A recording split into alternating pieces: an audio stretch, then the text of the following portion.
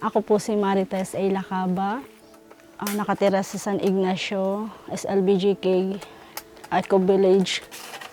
So nung Yolanda po talaga is, lahat po sila ng family ko is na-wash out yung bahay nila.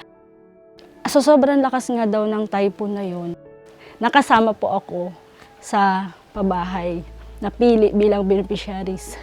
And then, parang naisip ko na hindi pwede na parang lagi na lang gano'n.